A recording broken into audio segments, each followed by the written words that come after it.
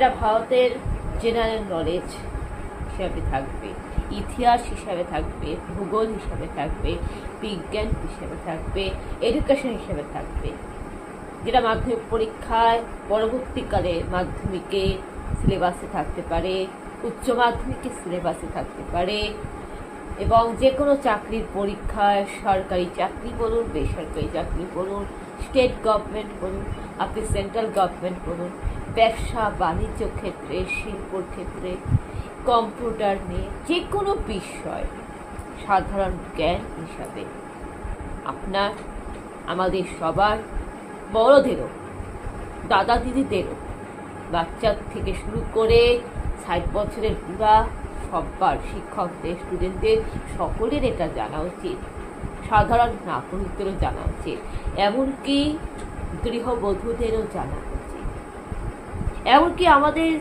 জোয়ান ছেলেমেয়েদেরও জানা উচিত, বেকার যুব সমাজেরও জানা উচিত, সকলের জানা উচিত। তো আগে আমাদের ভারতবর্ষ কেমন ছিল সেটা আমরা সবাই জানি। আমি বর্তমান এখনের কথা বলছি। আমাদের এখন ভারতবর্ষ অনেকটা এগিয়ে আছে। এশিয়া মহাদেশ বলুন, গোটা বিশ্বের বলুন, ভারতবর্ষ অনেকটা এগিয়ে। জনসংখ্যা যদি আপনি বলেন, জনসংখ্যা কিন্তু এখন, আগে ছিল 133 কোটি, এখন কিন্তু 133 কোটি ছাড়িয়ে গেছে, 140 কোটি হয়ে গেছে। ভারতবর্ষের জনসংখ্যা কিন্তু বর্তমানে 140 কোটি, আগে 133 ছিল, এখন 140 কোটি, অনেকটা এগিয়ে গেছে। সংবিধান, ভারতের সংবিধান সব থেকে বৃহত্তম সংবিধান। গোটা বিশ্বের মধ্যে ভারতীয় সংবিধান হচ্ছে বৃহত্তম সংবিধান।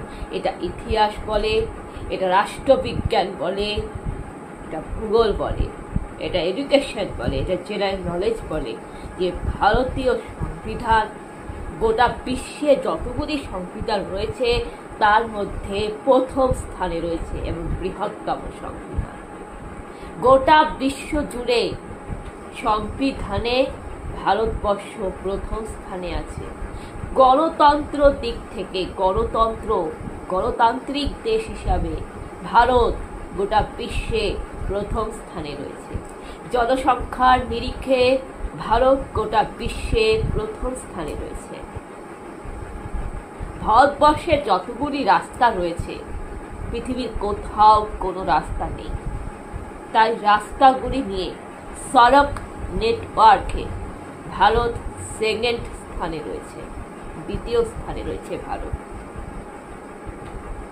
সামরিক শক্তির দিক থেকে, অর্থাৎ যুদ্ধ অস্ত্র, মিসাইল, কামান, যুদ্ধ জাহাজ, আর্মি, সেনা ফোর্স, ব্রহ্মাস্ত্র, S-400 সুদর্শন চক্র, যুদ্ধ বিমান নিয়ে সামরিক শক্তিতে ভারত গোটা বিশ্বে 4 নম্বর স্থানে রয়েছে, চতুর্থ স্থানে রয়েছে। অর্থনীতির দিক থেকে, ইকোনমিক্স দিক থেকে ভারত চতুর্থ স্থানে রয়েছে গোটা বিশ্ব জুড়ে। এশিয়া মহাদেশে লার্জেস্ট অফ পাওয়ার, এশিয়ার শক্তিধর দেশে ভারত 3rd নম্বর, তৃতীয় স্থানে রয়েছে এশিয়া মহাদেশে। প্রযুক্তিবিদ্যাতে ভারত 3য় স্থানে রয়েছে। জিডিপিতে ভারত 5ম স্থানে রয়েছে।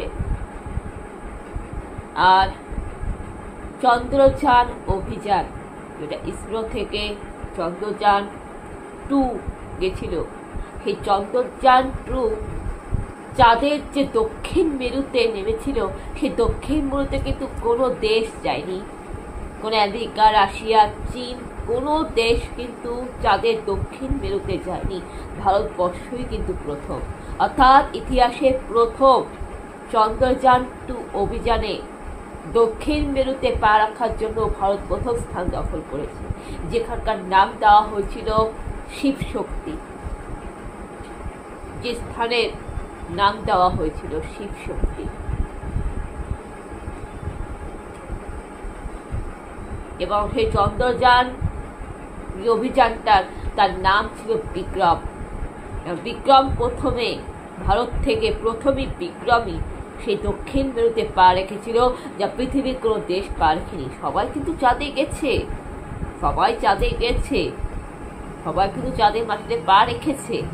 বলতে গেলে ভারত কিন্তু 3-4 নম্বরে আছে, কিন্তু ওই দক্ষিণ মেরুতে যেহেতু যায়নি, তাই ভারত ইতিহাসে প্রথম স্থানে রয়েছে ওই দক্ষিণ মেরুতে যাওয়ার জন্য। এই হচ্ছে আমাদের ভারত। সব দিক থেকে আমাদের ভারত এগিয়ে রয়েছে। কেন ভারত আবার জগৎ সবাই